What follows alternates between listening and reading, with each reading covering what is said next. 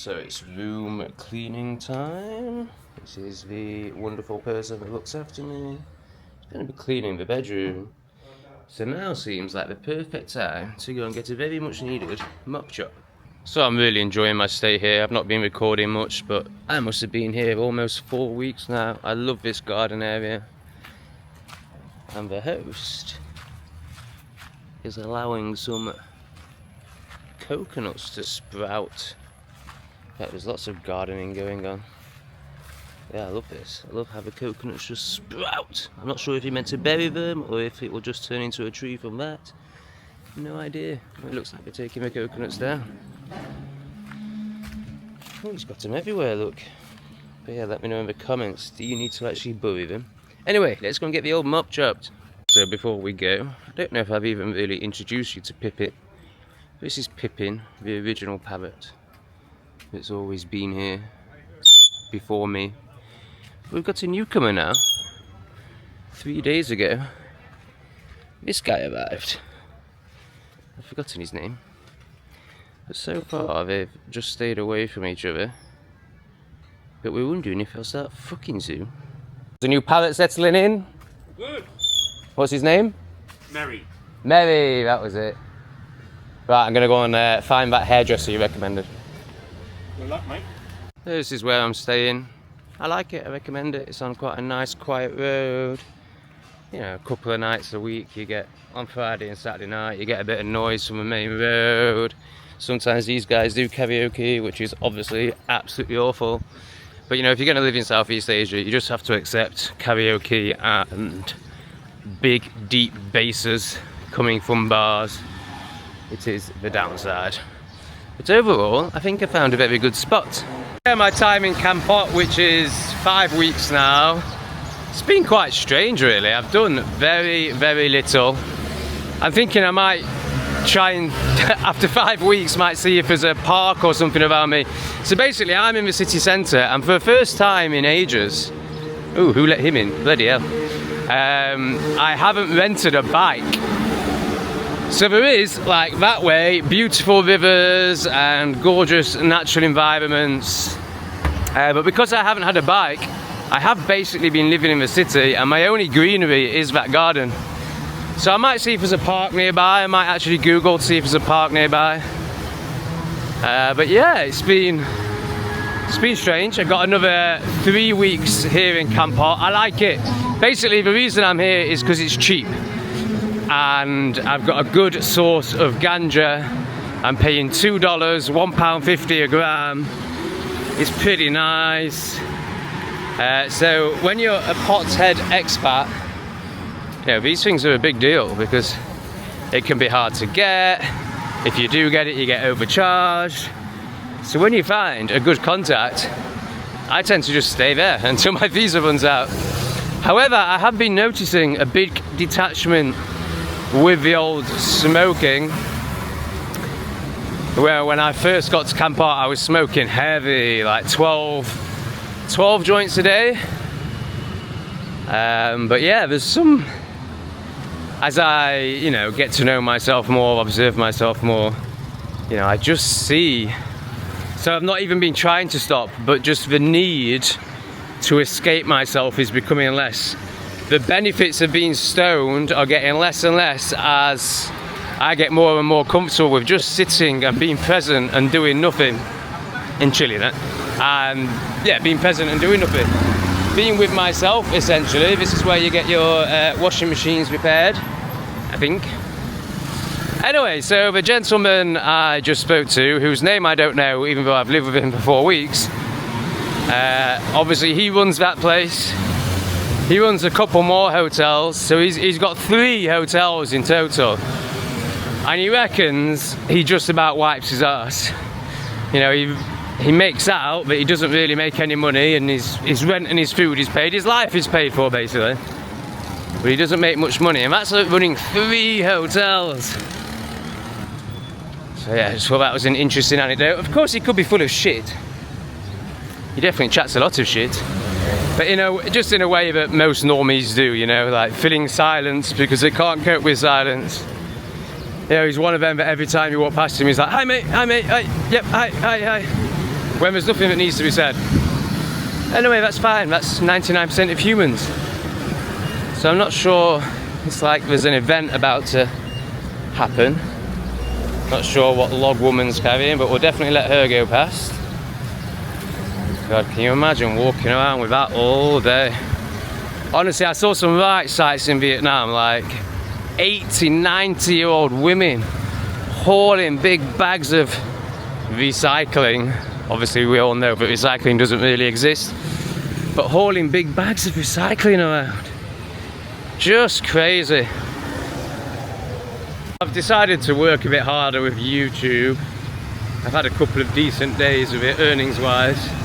So if I can keep that going for a couple of weeks and feel like that momentum is going to carry on into the future, then I think I will rent a bike. Because I am really missing a daily walk in nature. Like, it's so important for me. And I don't really go into that garden. The ground isn't very nice, it's not really grass. And you're just observed. You're observed by all the hotel rooms, so... Oh, drying out some seashells here, it looks like. Bit of chili on this side, spicy seashells. So yeah, I really want to get into nature. So it might be worth renting a bike. Apparently there's a few national parks around here as well. Right, I was told that the barber is after the 2 huts. Now these look like 2 huts. So I'm expecting to see a barber any minute now. And I'm told it costs £1.10 to get your hair cut. Hello! I wonder if that's the barber man just there. Always nothing but friendliness in Southeast Asia. Cambodians, very, very friendly. I had a crazy experience with an Indian. He was either a very dark-skinned Cambodian or an Indian, but I'm sure from his behaviour that he must have been an Indian.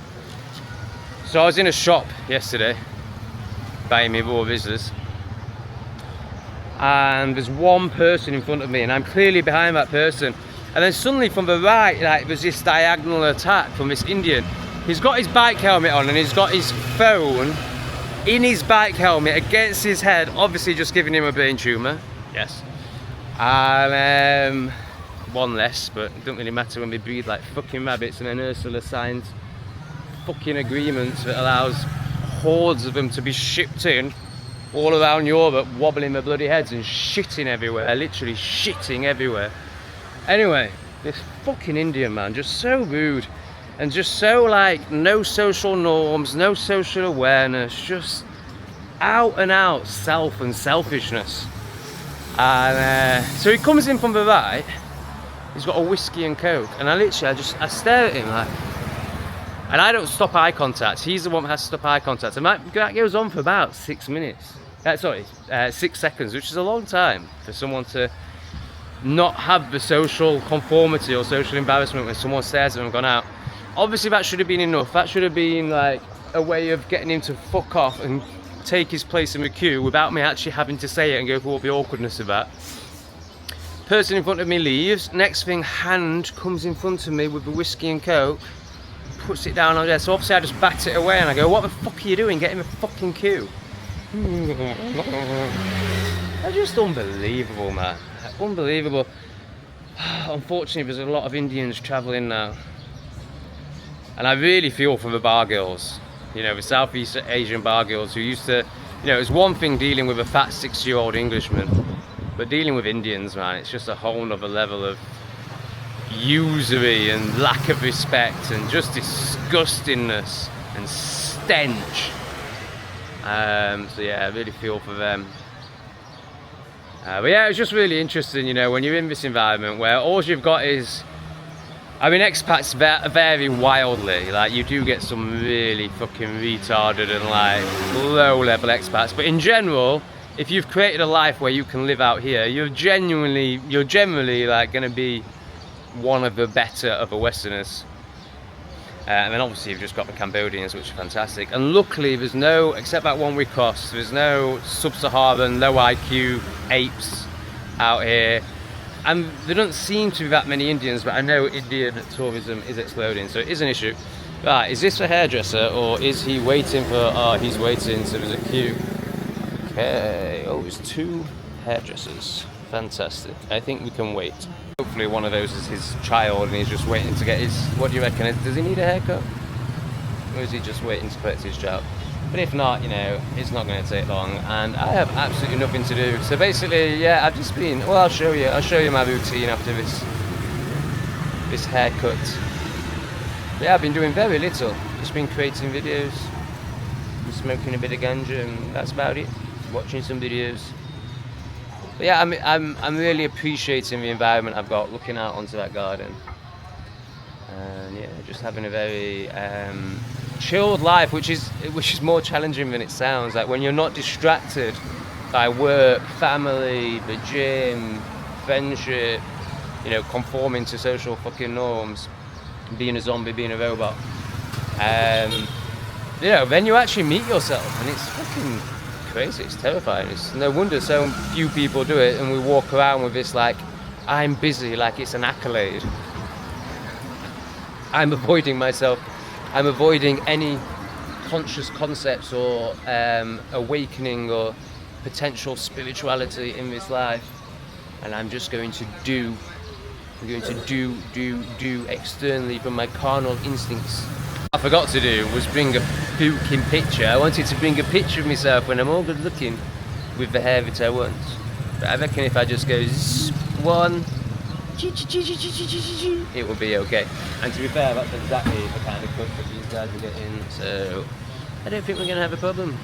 I just want to get this. So I'm in this horrible stage between when I shaved my head and it growing back now, and it's, you know, it's not there yet, so it's this horrible fucking fluffy like baby pigeon fucking stage.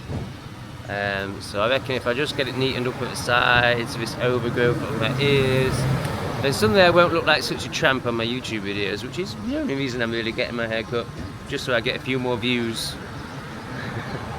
Because it doesn't really make any difference to my life whatsoever, because I don't speak to anyone, let alone shag anyone. So, you know, it doesn't really matter if I look like Where's or Gummidge. I missed it. We had a good 4 on a bike there. I feel like an expansion within me today. Just more desire to take part in life. Like, I really haven't been interested in taking part in life the last few weeks. So yeah, it is amazing that I've been in Kampot for 5 weeks and I haven't even really Googled things to do or anything. So I think I'm going to do that when I get back. And then consider renting a bike for a week and spend a week doing stuff. The other problem is it's so fucking hot here. Like, honestly, between 10 and 4, 10 a.m. and 4 p.m, you can't really do anything that involves walking around, or I can't. So then that makes me think, well, what's the point in renting a bike? Anyway, maybe I'll do it. Let's see how the next few YouTube videos do. Maybe I'll get a few donations. Links are down below. Yes, okay. Yeah. Fantastic. Oh, it's haircutting time.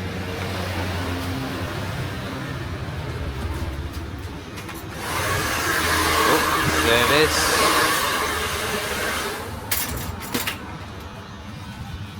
Okay, let's see how the communication goes. Alright, we have pictures. Fantastic. Perfect! So I'm going to look like this guy. I'm going to be super sexy. Fantastic. Number one? Okay.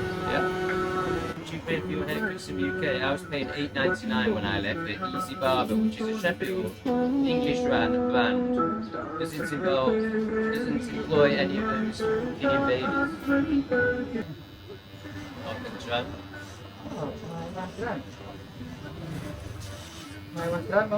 Only one word. Okay, up and chat. One word wonder. More than I managed in Bali or Vietnam, to be fair. I didn't even get to thank you or hello or anything.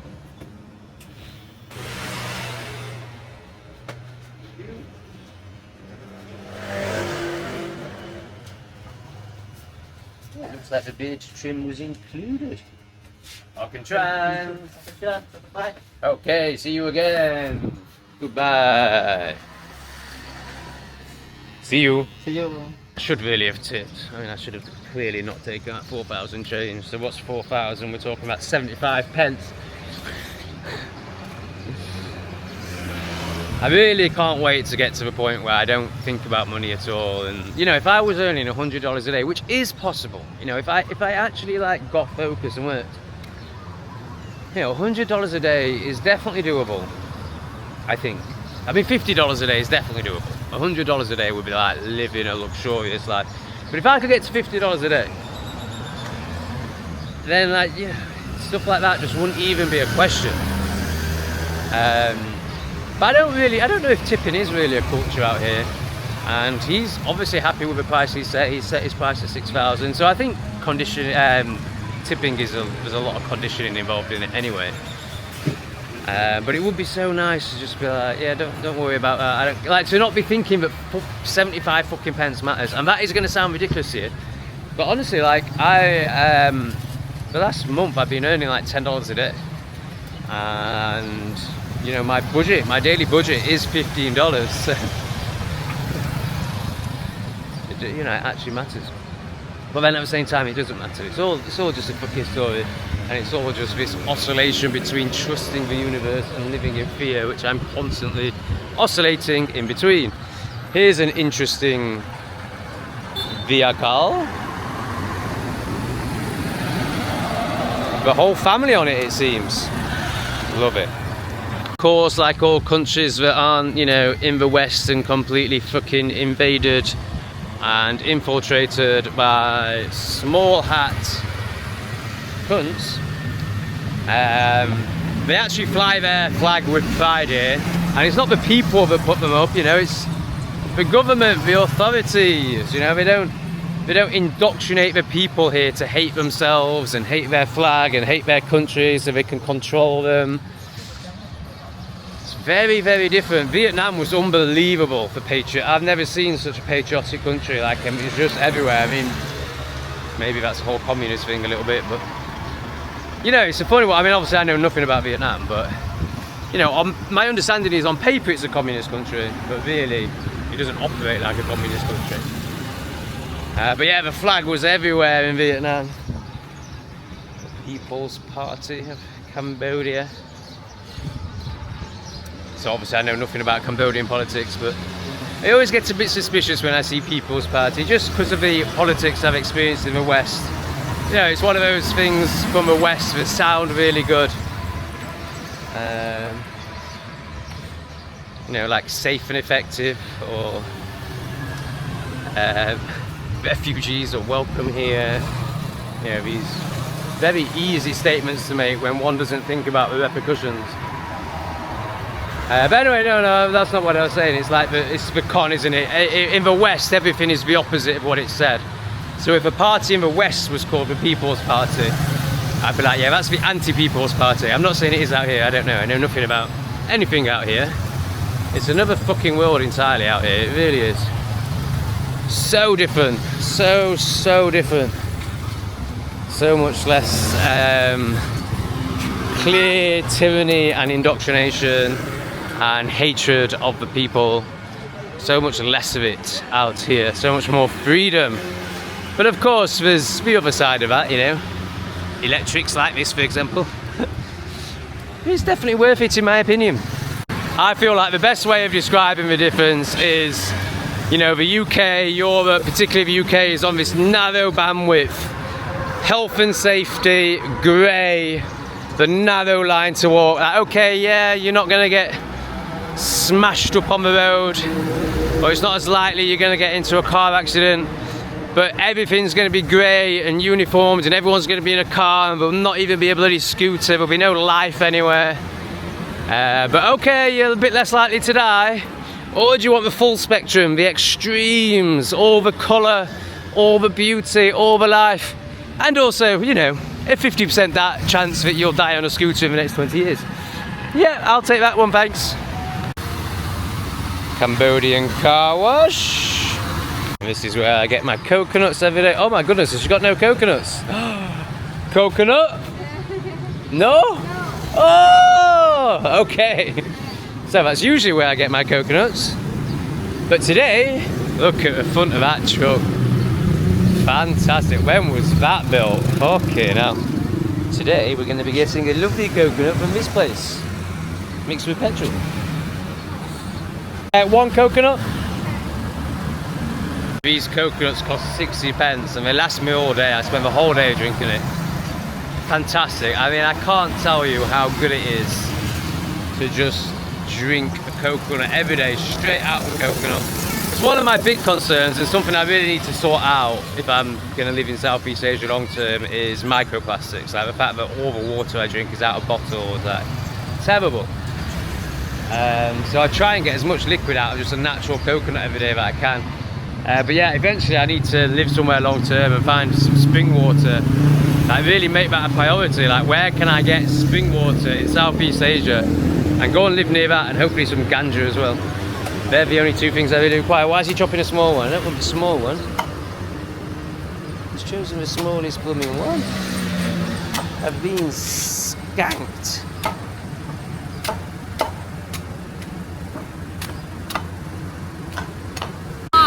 Sorry? Tall or normal? Normal fine, yeah. Oh right, so that one he just cut wasn't for me, so I didn't get skanked. She got skanked. Ha ha! I'll have a nice big one, thank you. Alcantran! Good. Oh shit! Well, that didn't go very well. Fucking bag ripped. So why didn't loads of water come out? I don't understand. It seems to be okay. Maybe he's chopped it so that the... oh yeah, it's still sealed, look. Wow. Very good. Yeah, so that bag was literally the most useless thing ever. What do you think? That's a good job. Good job, good recommendation. Thank you, brother. How much is that? 6 real. 6,000 real. Can't grapple. He loves to chat. I like him, don't get me wrong, I do like him. I just don't like chatting. I mean, that's all good, but it's like when you get stuck in a conversation and you're like, oh my god, where's this going? This is clearly just to fill time because you've never taken a conscious breath. But that's fine. It sounds like people assume I'm slagging people off. I'm not. I'm just observing the reality of life and seeing it for what it is. Now, I think these are these sop soys, or maybe it's these, or these sour sops, I think they might be called. I don't know how you eat them, but apparently they're really good for you and they are good for cancer. Hello, 1 kilo? 1,000 real. Yes, please. Thank you. Cleaning is still occurring. She must be doing a bloody thorough job. Didn't expect it to still be here. Goodness me. But yeah, basically, now for the rest of the day, I'm going to eat these mango. Oh god, the camera's gone all shit. I'm going to eat these mangoes over the next couple of hours. I've just been eating fruit in the day and then one meal at night. I've definitely lost weight. Obviously, I'm going to slurp on me coconut. I'm not even really feeling like having a smoke. I'm going to try and get a couple of videos done, one for Broken Mirror, one for Not Today Satan, and then I'll have a little smoke and maybe a nap and respond to some comments, and then I'll just watch YouTube all night and get high. So nice. I suppose it's quite a nice existence, really. So there's a theory that I subscribe to that if you do something for 10,000 hours, you become an expert at it. I think this guy has definitely spent 10,000 hours cutting coconuts. Look at that, for keeping the seal. We even dropped it and no coconut water came out.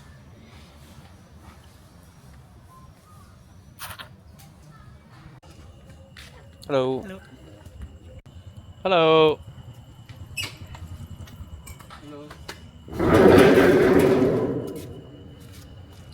So I've added my card to grab now, so I don't even have to pay cash. It's all already done, very easy. Alcantran.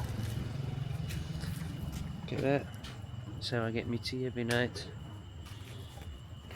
You can see why I very rarely leave the place. Also, it doesn't cost anything. For some reason in Kampot, all the restaurants seem to pay for the delivery. I'm not sure why, I've never seen that before. Usually you have to pay about 20 pence for them to bring it across the town. But yeah, in Kampot you don't even have to do that. Anyway, I've gone for a local dish. A mock, if I remember right. Some sort of curry type thing.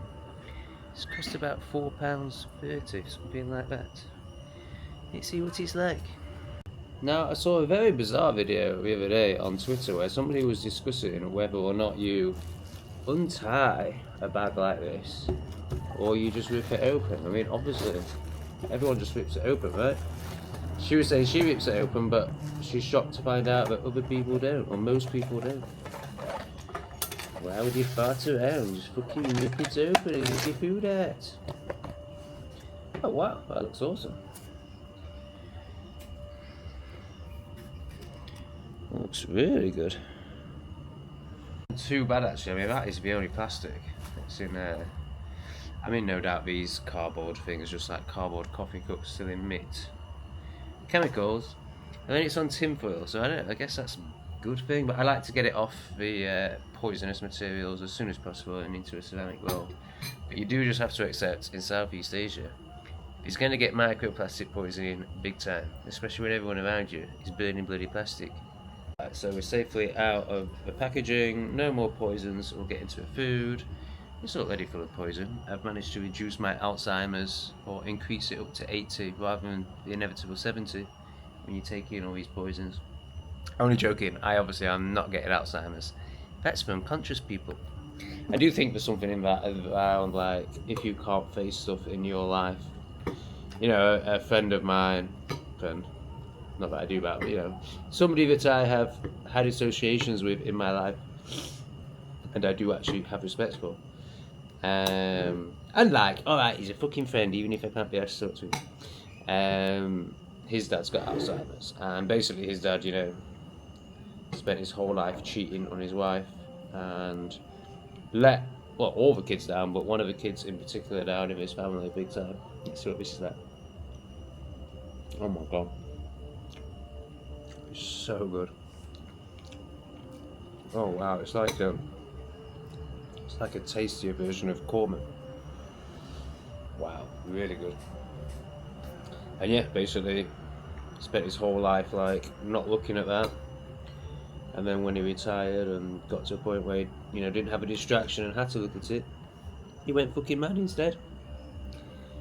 And, you know, when you look at these libtards and the world of projection that we live in, and the mental somersaults people do to not question themselves, you know, that is actually, I mean, for me it's just obviously what happened, but you know, I'm speaking assuming that 80% of you are going to be retarded. So you know, if you think about it, it's not that much of a stretch, is it? Right, I'll see you in a few days' time when I next record. Click some buttons. Bye bye.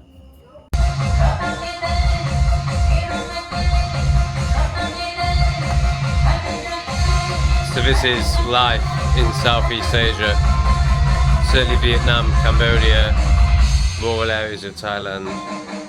It could be peaceful for 5 nights. You could be like, oh, this is a good spot, I've entered a good spot here.